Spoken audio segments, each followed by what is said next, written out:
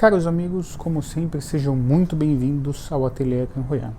Neste vídeo eu vou responder perguntas diversas que vocês me enviaram pelo Instagram, naquelas caixinhas de pergunta que eu abro normalmente uma vez por semana, na segunda-feira, tá bom? Lá às vezes eu faço uma resposta, mas é um pouco mais curta. Aqui eu consigo responder com maior tranquilidade, né, porque ali tem o tempo do Stories, que é 1 minuto. Então aqui eu vou responder com maior tranquilidade, tá bom? Rapidamente, antes da gente entrar no tema, a última pergunta, vocês vão gostar bastante, que é se eu devo comprar peças separadas ou não. Eu estou vendo muita gente vindo, me procurando, eu já tenho o cavalete que eu comprei numa loja, já tenho a alma, já tenho a pestana.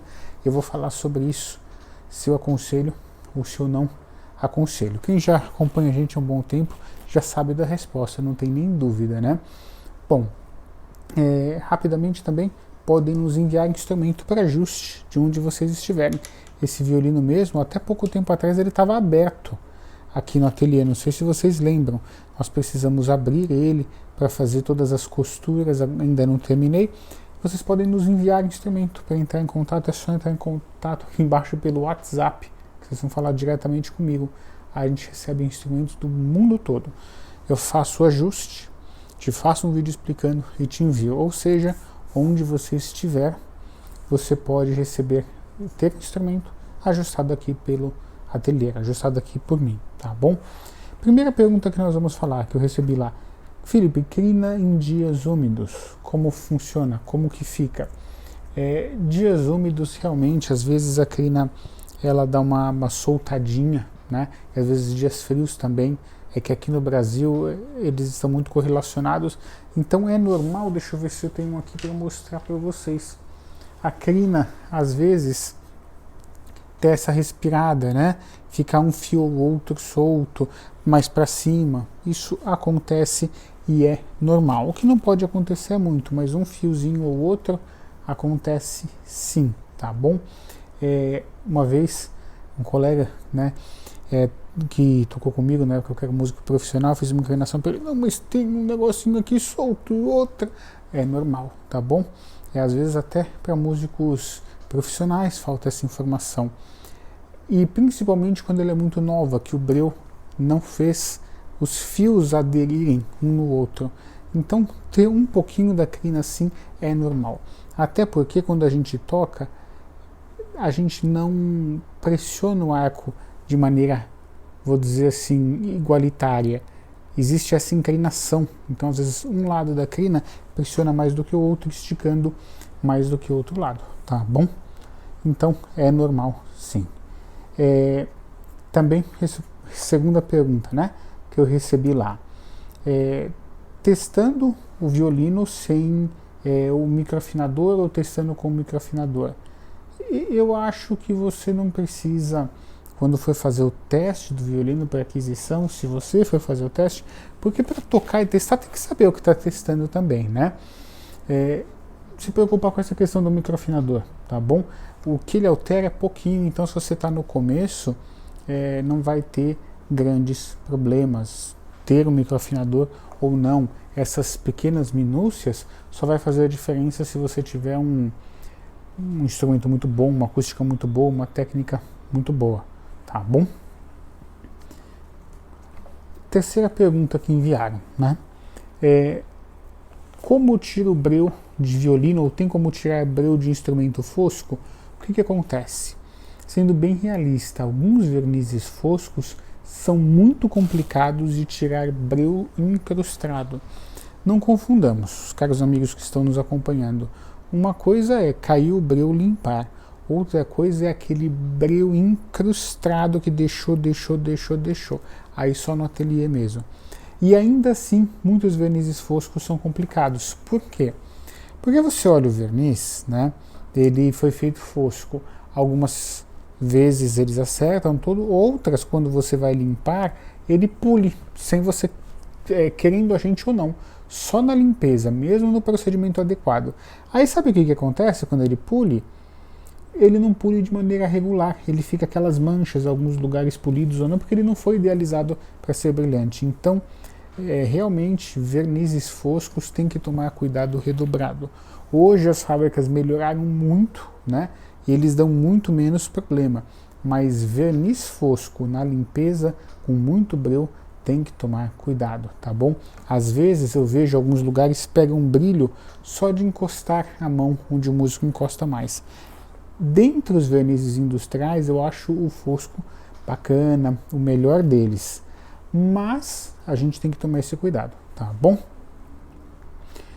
Recebi a seguinte pergunta: Felipe, o que você acha das cordas Yarga para violoncelo? Yarga se escreve Jagar, uma corda salvo erro dinamarquesa. Olha, eu acho que são boas, já usei. Quando eu dou uma opinião aqui, falo que eu já usei muito, já testei muito, né? Não estou de hoje nessa área. Já toquei horas e horas e horas, meses, anos, com diversas marcas de corda, já toquei em violoncelos diferentes, em teatros diferentes, peças diferentes, em épocas do ano diferentes. Então eu posso passar para vocês uma avaliação muito embasada, né? Por exemplo, corda Yarga, ela em alguns violoncelos pode soar extremamente aveludado e você não ter uma resposta interessante. Em outros já tem, tá? Então analise isso. Veja se ela combina no seu instrumento. Eu tinha um violoncelo que a corda Yarga ficava boa a do e a sol. A ré e a lá não. A ré e a lá elas ficavam tão aveludadas e o violoncelo já era muito doce que não projetava. Então veja se combina com o seu instrumento. Mas a maior instrução aqui é que você precisa primeiro ajustar o seu instrumento e depois colocar esse tipo de corda. Inclusive, né, sempre falando, a gente recebe instrumento do Brasil todo para ajuste. É só entrar em contato, tá bom? E enviar o seu instrumento. Então você tem que ver se vai combinar, né? Eu recebo a seguinte pergunta sempre. Assim, às vezes as pessoas entram em contato comigo: Felipe, qual corda fica bom no violino Eagle? Não tem como eu falar, eu não vou conseguir responder. A não ser que esse instrumento tenha sido ajustado aqui, porque aí eu vi o instrumento, eu vi a madeira, eu ajustei cravelha, pestana, cavalete, alma, aí eu consigo te dizer, né? É a mesma coisa do cara amigo perguntar assim: eu tô com dor de cabeça, o que eu tomo? Vamos imaginar que eu fosse médico. Não sei. Sem te examinar, sem analisar, a gente vai analisar o que está acontecendo com o paciente, que no caso é o instrumento, tá bom? Mas cordas Yargas para violoncelo normalmente costumam funcionar muito bem, tá bom? Outra pergunta que eu recebi: Felipe, quais carreiras o músico pode seguir? Olha, eu não sei se vocês sabem, né? Eu fui músico profissional por muitos anos, né? Eu sou hoje músico, toco na igreja, toco na congregação, mas eu não atuo mais profissionalmente, toco somente na igreja. E quando eu atuei no mercado de música profissional, né, de orquestra sinfônica, né, ministrando aula em conservatórios, eu atuei em diversos segmentos. Vou falar aqui os segmentos que o músico pode atuar. O músico pode atuar naquela carreira tradicional que é sonhada por muitos, tocando em orquestra sinfônica. Por exemplo, vou tocar na sinfônica tal, na tal. Existem os testes e você faz o teste para ver se você vai entrar ou não. Como faz o teste? Você tem que olhar o edital de cada orquestra, né? Então essa é uma das carreiras que o músico pode seguir. Segunda carreira que o músico pode seguir: o músico pode ser professor, né? Trabalhar na área de licenciatura, ministrar aula. Eu também, por muitos anos, fui aluno de violoncelo, né? Tive aí muitos alunos, né? Muitos alunos mesmo. Eu cheguei aqui no ateliê numa época híbrida que eu dava aula e era luthier. Hoje eu não dou mais aula de violoncelo. Eu cheguei numa fase híbrida a ter, de uma vez assim, uns 35 a 40 alunos por semana, o que é bastante para um instrumento igual ao violoncelo, né? Violino, se você for num teatro e perguntar quem é violinista, até a mesa amador vai ter um monte. Violoncelo já é um instrumento que tem menos, então era quase que miraculoso ter esse número de alunos, né? Mas gostavam sempre da nossa didática, maneira de transmitir conhecimento. Então, essa é a segunda carreira, ministrando aula de música. Terceira, tocando em eventos, tá? Então você pode tocar em eventos como casamento, formatura, aniversários, enfim. Então você tem aí essas carreiras. Existem outras, né? Também que o músico pode ser, mas agora só me vem essas na mente, tá bom? Bom, tô falando de maneira resumida, a gente não vai conseguir aprofundar tanto, tá bom? Arco com parafuso muito duro. Eu tô com arco e o parafuso está muito duro. Bom, diversas podem ser as questões. Primeira, a crina está muito comprida e já não dá mais aperto, né? E já chegou aqui no máximo do trilho. Segunda questão, o que pode ser? Realmente falta lubrificação. Já ensinei vocês a lubrificarem. Coloca como lubrificar o parafuso do arco até enrolhar. Eu ensino a fazer essa lubrificação, tá bom? E terceira questão, às vezes é algum ajuste aqui no pino. Não faça sem saber, tá? O que está fazendo, porque é muito fácil a crina embaraçar e você perder a inclinação. E sempre muito cuidado para não colocar a mão na crina. A gente sempre ensinou isso, né? Porque a mão tem uma certa oleosidade. E aí, o que acontece quando tem essa oleosidade? Você coloca aqui, o breu sai na sua mão e você coloca a oleosidade ali. Então vai falhar ali. Você pode passar mais breu, mas isso vai falhando. Até lembrei de uma coisa muito interessante, né? Recentemente eu tenho visto alguns vídeos pequenos, assim, de professores comentando sobre isso, fazendo até algumas animações, vai pôr a mão, cuidado e tal. Eu acho muito legal. Por quê? Eu acredito que a maioria dos colegas que estão nos assistindo agora, né, dos amigos músicos que estão nos assistindo agora, toma cuidado, aprenderam, né, conosco, né, muitas dessas coisas, muitos músicos, e muitos, se não aprenderam conosco, aprenderam com alguém que aprendeu com a gente. Não estou falando que só eu tenho conhecimento, mas quando eu comecei a colocar os vídeos, né, o que era muito interessante é que não tinha vídeos, até onde eu sei, né, de ensinar esses cuidados de algum luthier, né? É praticamente escasso em português. E hoje a gente vê mais, é muito interessante, né? Eu acho muito interessante. Nós conseguimos abrir esse caminho na internet, né? Certa vez, até escolas, né? Eu peguei dados de escolas que tiveram muito mais procura depois da fase que nossos vídeos começaram a ir para o ar. Então você pega, às vezes a escola tinha uma procura muito pouca, né, para aprenderem aquele tema. E aí quando nós começamos a colocar nossos vídeos, o número mais que quintuplicou, né? Então eu acho isso muito interessante. Outras perguntas aqui. Cravelhas saindo, né? Eu recebi a pergunta, cravelhas saindo. Bom, aí tem duas situações. Se não foi ajustado o instrumento, ele precisa ser ajustado, tá? Se foi, é normal sair 1 ou 2 milímetros de acordo com a dilatação térmica. Agora mesmo está muito quente aqui em São Paulo, né? Então é normal ter essa respiração, tá bom? O que acontece também, que é análoga com essa última questão que eu vou falar agora, é que às vezes o material não tem qualidade. Pode acontecer isso tendo, mas às vezes não tem e ele sai muito, tá bom? Então toma cuidado. E última questão, como eu prometi, Felipe, posso comprar os acessórios, né, e você só ajustar, só instalar? Vamos lá. Quem já nos conhece sabe bastante a respeito disso. Vamos imaginar, como exercício de raciocínio, que você está indo num restaurante de chefe, né? Um chefe de cozinha muito renomado e você quer comer aquele prato que você gosta, tal. Você vai levar nesse restaurante o seu recheio, você vai comer, sei lá, camarão. Você vai levar o camarão, né? Até onde eu compreendo, não funciona assim, né? Por quê?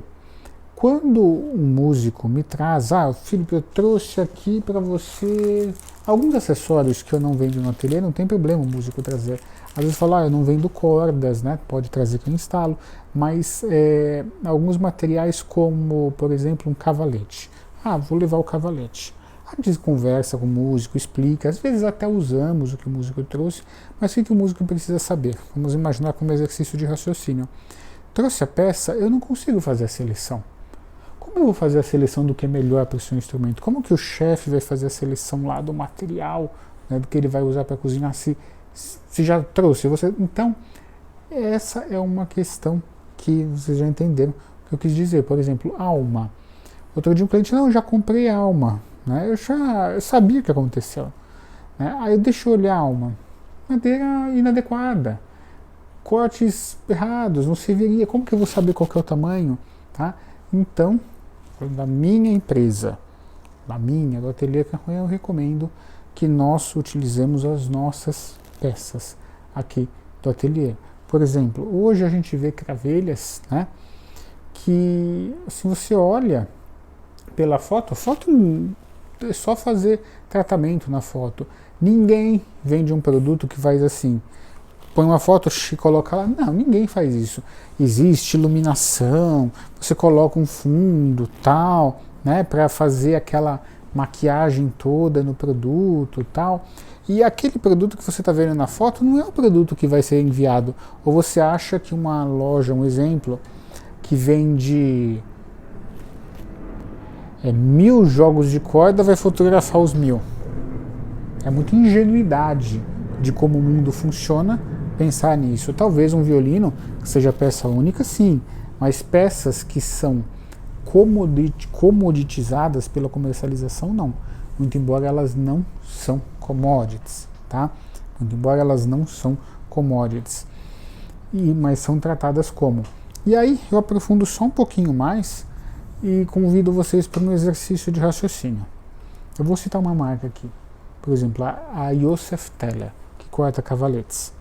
Aí vamos imaginar que aqui o cavalete dele. Tem um monte ali, mas acabei não pegando. Então, tá aqui o cavalete.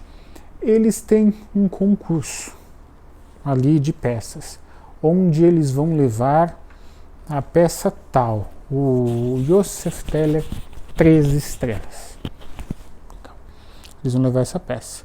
Vocês acham que eles vão levar a mais bonita, a que está com os veios mais regulares, a mais seca, ou mesmo que tenha qualidade similar, mas nunca é igual porque é madeira, uma outra peça que não está tão bonita? Qual que vocês acham que eles vão levar? Então, eu vou aprofundar um pouquinho mais ainda. Obviamente que é a mais bonita, certo? Porque não existem dois objetos iguais. Aí você pega, você tem uma série muito mais bonita. E você tem uma série ali de madeiras que tem aquele mesmo selo, que é daquele mesmo fabricante, mas não é tão boa, não estão tão privilegiadas. Se fossem todas iguais, o luthier não selecionaria, não olharia a madeira antes de construir um instrumento. Aquelas que não estão tão privilegiadas vão ficando, montam lotes e vendem, às vezes, mais em conta. Entenderam? Agora está claro? As nossas peças são mais privilegiadas. Depois que a gente recebe, a gente deixa elas secando mais um tempo aqui. Tudo para quando você olhar aquele que fala, nossa, que madeira linda, tá? Se você for conversar, por exemplo, eu vou dar um exemplo bem simples. Quem nos acompanha já sabe que eu dou exemplos do cotidiano. Você vai comprar uma picanha para você assar no final de semana aí. Existem várias marcas, existem dentro das mesmas marcas várias qualidades. Essa aqui está melhor, essa aqui não está tão boa, essa aqui está boa. Entenderam? Né? Aquele animal é de uma pastagem assim, assado, então é assim que funciona, tá bom? Então, resumindo, eu prefiro privilegiar nossas peças. Às vezes o cliente traz, a gente vê a peça é honesta, conversa com ele, vê se vale a pena ajustar ou não, mas tem peças que não dá, que tem que ser só nós, por exemplo, a alma, mas vocês já entenderam, tá bom? Consegui expor e podem nos enviar instrumento para ajuste de onde vocês estiverem, tá? Para finalizar, eu já ajustei alguns kits dos músicos, tá? Que os músicos mesmo trouxe kit. Se a madeira estiver boa, a gente pode ajustar. Tendo dúvidas, podem comentar e podem nos enviar instrumento para ajuste de onde vocês estiverem. Até breve.